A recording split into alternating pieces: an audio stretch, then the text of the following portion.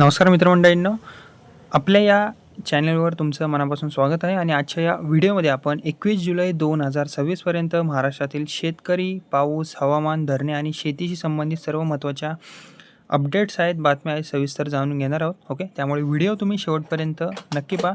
आता सगळ्यात आधी आपण पाहूया हवामान आणि पावसाची सध्याची मोठी अपडेट. ओके, आता जर पहिली अपडेट जर आपण बघितली तर हवामान विभाग अर्थात IMDने राज्यासाठी महत्त्वाचा अंदाज आता जाहीर केलेला आहे. 21 जुलैपासून राज्यातील अनेक भागांमध्ये पावसाची तीव्रता जी आहे ती वाढण्याची शक्यता व्यक्त करण्यात आलेली आहे. येत्या काही दिवसात अनेक जिल्ह्यांमध्ये मुसळधार ते अतिमुसळधार पाऊस पडू शकतो. ओके, तसेच मुंबई, ठाणे आणि रायगडसाठी आता एक कंडिशन आलेली आहे, ती म्हणजेच की ऑरेंज अलर्ट देण्यात आलेला आहे तिथेसुद्धा. ओके, मुंबई, ठाणे आणि रायगड या जिल्ह्यांसाठी ऑरेंज अलर्ट जारी करण्यात आलेला आहे. या भागांमध्ये बेसिकली मुसळधार ते अतिमुसळधार पावसाची शक्यता हवामान विभागाने व्यक्त केलेली आहे आणि 22 जुलैपर्यंत हा जो अलर्ट आहे तो कायमच राहणार आहे. इथे तुम्ही वाचूसुद्धा शकता. ओके, 22 जुलैपर्यंत. आता जी दुसरी अपडेट आहे त्याबद्दल जर सांगायचं झालं तर उच्च भरतीच्या काळात पावसाचा जोर या ठिकाणी आणखीन वाढू शकतो मुंबई, ठाणे आणि रायगडमध्ये. त्यामुळे प्रशासनाने नागरिकांना सतर्क राहण्याचे आवाहनसुद्धा केलेले आहे. ओके, तसेच कोकण आणि पश्चिम महाराष्ट्रातील जर आपण कंडिशन बघितली तर इथे जोरदार पावसाची अपडेट आलेली आहे.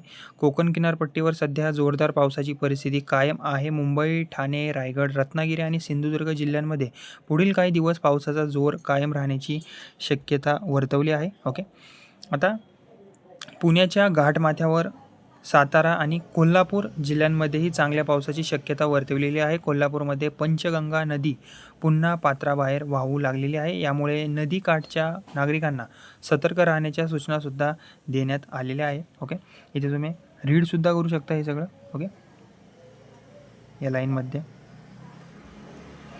आता मराठवाडा आणि उत्तर महाराष्ट्रातील जर आपण परिस्थिती बघितली, ओके, मराठवाडा आणि उत्तर महाराष्ट्रातील जर आपण परिस्थिती बघितली तर मराठवाड्यात छत्रपती संभाजीनगर, जालना, परभणी, हिंगोली आणि नांदेड या जिल्ह्यांमध्ये हलका ते मध्यम पाऊस पडण्याचा अंदाज आहे. काही ठिकाणी विजांच्या कडकडासह पावसाची शक्यता आहे. आणि उत्तर महाराष्ट्रातील नाशिकच्या घाटमाथ्यावर तसेच जळगाव, धुळे आणि नंदुरबार येथे हलका ते मध्यम पाऊस पडू शकतो. ओके, आता विदर्भातील जर आपण हवामान चेक केलं, ओके, विदर्भामधील जर आपण हवामान चेक केलं, ओके, तर तिथील जर कंडिशन आपण बघितली तर विदर्भातील नागपूर, अमरावती, अकोला, चंद्रपूर, गडचिरोली, भंडारा, गोंदिया, वर्धा, वाशिम, बुलढाणा आणि यवतमाळ या जिल्ह्यांमध्ये सध्या हलक्या पावसाची शक्यता आहे. ओके, म्हणजे जास्त पाऊस न पडण्याची शक्यता आहे इथे.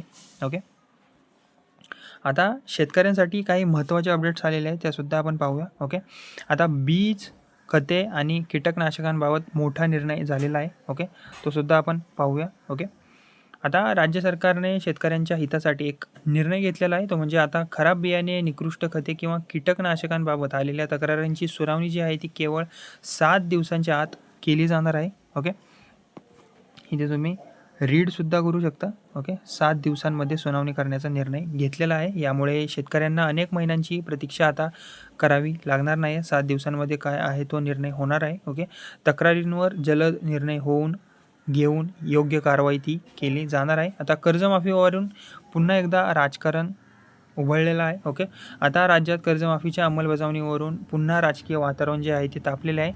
राष्ट्रवादी काँग्रेस, शरद पवार गटचे आमदार रोहित पवार यांनी सरकारवर गंभीर आरोप केलेले आहेत. त्यांच्या मते कर्जमाफीची अंमलबजावणी अत्यंत संथ गतीने सुरू आहे. त्यांनी या प्रक्रियेला अटी शर्तींचा कोलदांडा असे म्हणत तातडीने अंमलबजावणी करण्याची मागणीसुद्धा केलेली आहे. ओके, इथे तुम्ही रीडसुद्धा करू शकता या 3 लाईनींमध्ये. ओके, आता खत आणि बियाणांच्या कमतरतेवरून विधानसभेत पुन्हा गदारोळ बघायला मिळत आहे. ओके, आता झालं आहे काय की विधानसभेत खत आणि बियाण्यांच्या उपलब्धतेचा मुद्दा जो आहे तो चांगलाच गाजलेला आहे. काँग्रेसने सरकारवर शेतकऱ्यांकडे दुर्लक्ष केल्याचा आरोप केलेला आहे. सरकारच्या उत्तरावर असमाधान व्यक्त करत काँग्रेसच्या आमदारांनी सभागृहातून वॉकआउटसुद्धा केले. ओके, आता दिल्लीतील शेतकरी आंदोलनविषयी थोडीशी आपण कंडिशन काय आहे, अपडेट काय आहे ती सुद्धा बघूया. ओके, आता इथे जर तुम्ही पाहिलं ओके, या 2 लाईनींमध्ये जर तुम्ही पाहिलं तर इथे वाचून असं समजून येतं की 21 जुलै रोजी महाराष्ट्रासह उत्तर भारतातील हजारो शेतकरी दिल्लीतील किसान घाट येथे एकत्र आलेले आहेत. भारत अमेरिका व्यापार कराराविरोधात ही जी मोठी महारॅली आयोजित करण्यात आलेली आहे तिथे, ओके, आली होती. आणि तिथे ही सध्या कंडिशन चालूच आहे. ओके, शेतकरी संघटनांचे म्हणणे आहे की या करारामुळे स्वस्त अमेरिकन कृषी उत्पादने भारतात मोठ्या प्रमाणात येऊ शकतात. याचा फटका भारतीय शेतकरी आणि दुग्ध व्यवसायाला बसू शकतो. त्यामुळे या कराराचा फेरविचार करण्याची मागणी तिथे करण्यात आलेली आहे. ओके, आता IMD कडून शेतकऱ्यांसाठी काही महत्त्वाच्या सूचनासुद्धा देण्यात आलेल्या आहेत, त्यासुद्धा आपण बघूयात इथे. ओके, आता जर इथे बघितलं आपण तर ज्या भागांमध्ये मुसळधार पावसाचा अंदाज आहे त्या भागातील शेतकऱ्यांनी काही दिवस पिकांना पाणी देणे टाळावे. शेतामध्ये पाणी साचणार नाही यासाठी निचऱ्याची योग्य व्यवस्था करावी. पशुधन सुरक्षित ठिकाणी ठेवावे. तसेच जनावरांना संतुलित आहार आणि स्वच्छ पिण्याचे पाणी जे आहे ते उपलब्ध करून द्यावे अशी सुद्धा सूचना दिलेली आहे. इथे तुम्ही रीडसुद्धा करू शकता या सर्व गोष्टी. ओके, आता धरणांमधील पाणीसाठीची थोडीफार माहिती आहे तीसुद्धा आपण बघून घेऊया. ओके, आता ही महत्त्वाची अपडेट म्हणता येईल. ओके, आता पुणे जिल्ह्यातील जर आपण कंडिशन बघितली पुणे जिल्ह्यातील धरणांबद्दल तर खडकवासला, पानशेत, वरसगाव आणि टेमघर या 4 प्रमुख धरणांमध्ये मिळून सुमारे 61.81% पाणी साठा आता झालेला आहे. ओके, म्हणजे जेमतेम चांगलाच आहे. ओके, त्यामुळे आता या पार्श्वभूमीवर पुणे महापालिकेने 22 जुलैपर्यंत पाणी कपात रद्द करण्याचा निर्णयसुद्धा घेतलेला आहे. ओके, आता कोल्हापूरमधील पूरस्थिती जर आपण बघितली, कंडिशन बघितली कोल्हापूरमधील, ओके, इथे तुम्ही रीडसुद्धा करू शकता. ओके,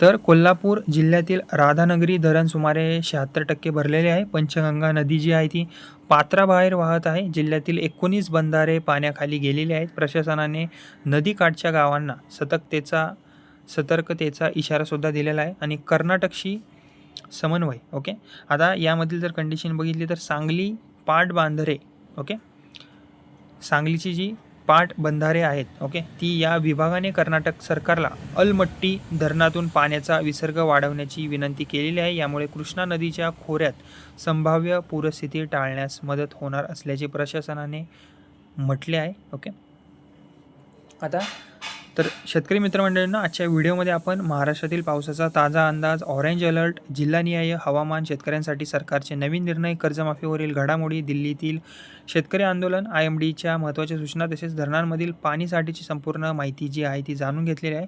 आणि अशीच शेती, हवामान आणि सरकारी योजनांची अचूक माहिती मिळवण्यासाठी आपल्या या व्हिडिओला लाईक करा, शेअर करा आणि माझे बडी नावाचं चॅनल आहे त्याला फ्रीमध्ये सबस्क्राईब करायला विसरू नका. धन्यवाद.